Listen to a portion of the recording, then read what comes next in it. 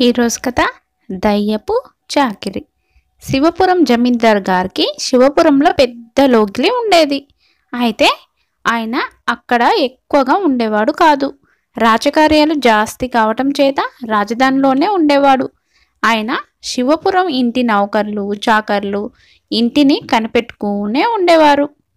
తోటమాలి తోట పని చేసేవాడు, వంట వాళ్ళు వంట చేసేవాళ్ళు, ఇల్లు తుడిచేవాళ్ళు ఇల్లు తుడిచేవాళ్ళు, అంట్లు తోమేవాళ్ళు. అడిగే వాళ్ళెవ్వరూ లేరు గనక వాళ్లకు హాయిగా కాలక్షేపం అవుతూ ఉండేది. అందరూ తమ తమ పనులు ముగించుకొని అవి ఇవి కబుర్లు చెప్పుకుంటూ రాత్రిపూట కూడా తమ ఇల్లుకు పోకుండా జమీందార్ గారి లోకిల్లోనే పడుకునేవారు. ఇలా సుఖంగా వెళ్ళిపోతున్న నౌకర్లు జీవితం మీద పెద్ద పిడుగు పడ్డట్టయింది. ఒకరోజు రాత్రి పొద్దుపోయి అందరూ కబుర్లు చెప్పుకుంటుండగా ఇంటి గదులలో ఎవరో నడిచిన చప్పుడు, తలుపులు తెరిచిన చప్పుడు, దబాలన మూసిన చప్పుడు అయింది. తర్వాత వంట ఇంట్లో కూడా ఏవో చప్పుళ్ళు వినిపించాయి. ఈ తలుపులన్నీ మూసి ఉన్న ఇంట్లో చప్పుళ్ళు వినిపిస్తే అవి దయ్యాల చప్పుల్లోనే అనుకోవాలి.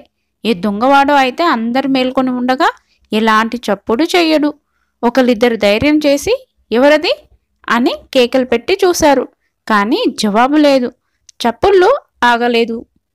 ఆ రాత్రికి ఆ ఇంట్లో పడుకునేందుకు ధైర్యం లేక నౌకర్లందరూ ఒకే మాట మీద బయటకు వచ్చి ఇంటికి తాళం పెట్టి ఎవరింటికి వారు వెళ్ళిపోయారు. అయితే గంగులన్నే కుర్రవాడు ఒకడు ఇంట్లో దిగబడి పోయాడు. వాడి విషయం ఎవ్వరికీ గుర్తుకు రాలేదు. వాడు నౌకర్లకు నౌకరు కావటం చేత బాగా అలసిపోయి మిగిలిన వాళ్ళంతా కబుర్లు చెప్పుకునే సమయంలో మంచం ఒక దాని కింద దూరి గాఢమైన నిద్రలో పడిపోయాడు. మిగిలిన నౌకర్లంతా వెళ్ళిపోయిన కొద్దిసేపటికే వంట ఇంట్లో ఏదో పళ్ళెం దబాలన కింద పడి పెద్ద చప్పుడు అయ్యేసరికి గంగులకి నిద్రభంగం అయ్యింది.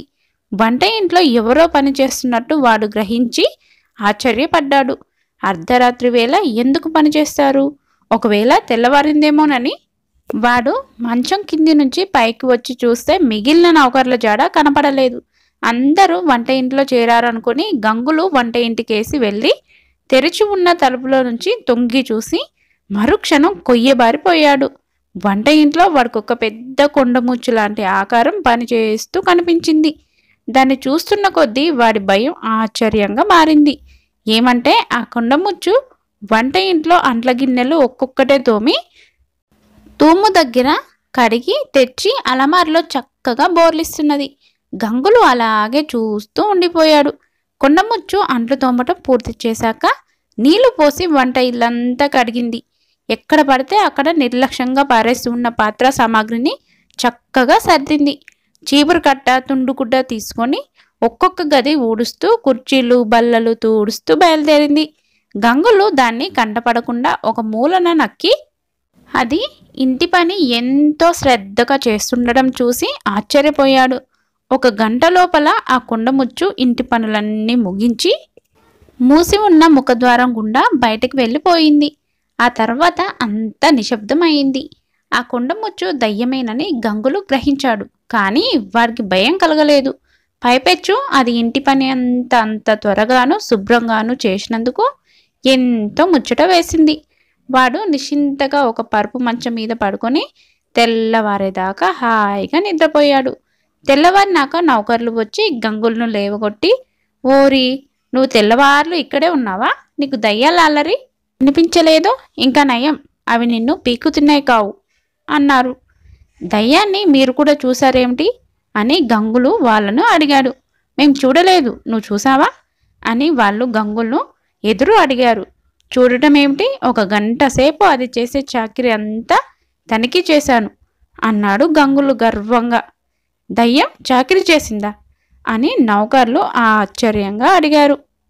ఇంటి పని అంతా చేసింది. అంట్లు తోమింది, గిన్నెలు పేర్చింది, వంటగది శుభ్రంగా కడిగింది, ఇల్లంతా ఊడ్చింది, సామాన్లన్నీ శుభ్రంగా తుడిచింది. మీరు చెయ్యాలన్న పని లేదు అని గంగులు వాళ్ళతో చెప్పాడు. అయితే గంగులు, ఆ దయ్యం చూడటానికి ఎలా ఉందిరా అని నౌకర్లు అడిగారు. ఇంత పెద్ద కొండముచ్చు అన్నాడు గంగులు. ఆ మాట వినగానే అందరూ భయపడ్డారు. వాళ్ళు ఇల్లంతా పరీక్ష చేసి దయ్యం చాకిరి చేసి వెళ్ళిన మాట నిజమేనని తెలుసుకున్నారు. వాళ్ళకిక వంట చేసుకోవటం తినటం తప్ప వేరే పని లేదు. కానీ రాత్రిపూట అక్కడే పడుకోవటానికి మట్టుకు వాళ్ళకు ధైర్యం లేదు. వాళ్ళు పొద్దుటి వంట పాత్రల్ని అలాగే ఉంచి రాత్రి వంటకు వేరే పాత్రలను ఉపయోగించారు. ఎంగిలి పళ్ళాలు కూడా ఎత్తలేదు. రాత్రి భోజనాలు కాగానే అందరూ వెళ్ళిపోతుంటే గంగులకు ఒంటరిగా ఇంట్లో ఉండిపోవటానికి భయం వేసింది. దయ్యాలతో చెలగటం మంచిది కాదు. ఆ మాట అనుకుని ఆ రాత్రి గంగులు కూడా వాళ్ళతో పాటు వెళ్ళిపోయాడు. మర్నాడు పొద్దున నౌకర్లు తిరిగి వచ్చేసరికి ఎంగిళ్ళు వంట పాత్రలు చక్కగా తోమి అమర్చి ఉన్నాయి. ఇల్లంతా చక్కగా ఊడ్చి సర్ది ఉన్నది. నౌకర్ల ఆనందానికి మితి లేదు. వాళ్ళు కొండముచ్చు దయ్యాన్ని మహా మెచ్చుకున్నారు. వాళ్ళు తమ మాసిన బట్టల్ని ఒక మూలన పోగు వేస్తే మర్నాటికి అవి ఉతికి ఆరేసి ఉన్నాయి. ఎంత మంచి దయ్యం, ఎంత పనితనం గలది అనుకున్నారు జమీందారు నౌకర్లందరూ. ఈ విధంగా చాలా రోజులు గడిచినాక గంగులకు ఆ దయ్యాన్ని మళ్ళీ చూడాలనిపించింది. వీలుంటే దాని ఎదుట పడి పలకరించడానికి కూడా వాడికి ధైర్యం వచ్చింది. అది నిజంగా ఎంత మంచి దయ్యం అయి ఉండాలి. చెడ్డ దయ్యం అయితే ఈ పాటికి ఇంట్లో ఉండే సామానంతా ధ్వంసం చేసి ఇల్లంతా ఒక కొలికి తెచ్చి ఉండును. ఇలా అనుకొని గంగులు ఒకనాటి రాత్రి మిగిలిన నౌకర్లకు తెలియకుండా అందరు వెళ్ళిపోయే సమయానికి తాను ఏ మూలనో నక్కి లోపలే ఉండిపోయాడు. ఒక రాత్రి వేళ కొండముచ్చు రానే వచ్చింది, దడదడ గుండెలు కొట్టుకుంటూ. నువ్వెవరు? ఎందుకు ప్రతి రాత్రి వచ్చి ఇంటి చకరి చేసిపోతున్నావు అని దయ్యాన్ని అడిగాడు గంగులు. కొండముచ్చు నిట్టూర్చి, ఏం చెప్పేది నాయన, నాకిది యమధర్మరాజు విధించిన శిక్ష. ఈ జమీందారు గారి బాబుగారి హయంలో నేను ఇంటి నౌకరుగా ఉండేవాణ్ణి. మహా సోమరిపోతును. ఏనాడు ఇటుపుల్ల తీసి అటు పెట్టి ఎరగను. పెద్దబాబు గారి సొమ్ము తిన్నందుకు నేను ప్రతిఫలంగా చిన్న మెత్తు పని చేయలేదు. నేను కాలం తీరి యమధర్మరాజు ఎదుటిపోయాక ఆ దేవుడు నేను చేసిన తప్పు చెప్పి నాకీ శిక్ష విధించాడు. ఈ కొండముచ్చు రూపంలో వెళ్ళి ఇంటి చాకరీ అంతా చేస్తుండమన్నాడు. చాకరికేం చేస్తాను కానీ ఈ చలికాలంలో ఆరు బయట నేనెంత బాధపడిపోతున్నానో ఆ భగవంతుడికే తెలియాలి. చలికి బిగిసిపోవడమే అసలు శిక్ష అనిపిస్తుంది అన్నది. గంగులకు దయ్యాన్ని చూసి చాలా జాలి వేసింది. అయ్యో పాపం, నేను మిగిలిన నౌకర్లతో మాట్లాడి నీకు మంచి చొక్కా షరాయి ఏర్పాటు చేయిస్తానుండు. అవి తొడుక్కొని గొంగలు ఒకటి కప్పుకున్నావంటే నీకు చలే ఉండదు అన్నాడు వాడు. ఆ పని చేసినా నా కష్టాలు తీరిపోతాయి అన్నది దయ్యం. మర్నాడు గంగులు మిగిలిన నౌకర్లతో, నిన్న రాత్రి నేను దయ్యంతో మాట్లాడాను. పాపం అది చలికి చాలా బాధపడుతున్నదట. దానివల్ల మనం చాలా లాభం పొందుతున్నాం గనక దానికి ఒక ఉన్ని చొక్కా ఒక ఉన్ని షరాయి ఇస్తే బాగుంటుంది, ఒక గొంగలు కూడా అంటూ దయ్యానికి యమధర్మరాజు విధించిన శిక్ష గురించి వివరంగా చెప్పాడు. నౌకర్లందరూ కూడబలుక్కొని దయ్యం కోసం వెచ్చని దుస్తువులు గొంగలి ఏర్పాటు చేసి వాటిని దయ్యానికి అందించే పని గంగులకే అప్పగించారు. ఆ రాత్రి కూడా గంగులు అక్కడే ఉండిపోయి దయ్యం రాగానే దానికి ఉన్ని దుస్తువులు గొంగలి చూపాడు. దయ్యం వాటిని చూసి ఎంతో సంతోషించి గంగుల సహాయంతో షరాయి తొడుక్కొని చొక్కా వేసుకొని గొంగలి కప్పుకొని వస్తాను అని చెప్పి బయలుదేరింది. అదేమిటి వెళ్ళిపోతున్నావు? అంట్లు ఎంగిళ్ళు అలాగే పడి ఉన్నాయి అన్నాడు గంగులు.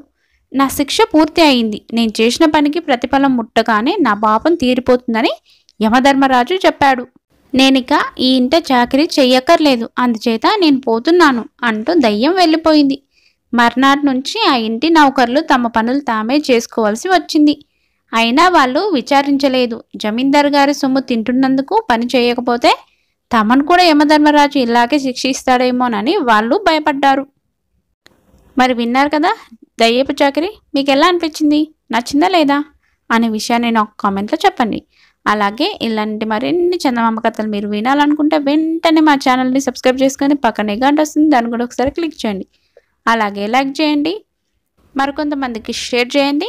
ఎలా ఉంది కథ అనే విషయాన్ని కామెంట్లో చెప్పండి.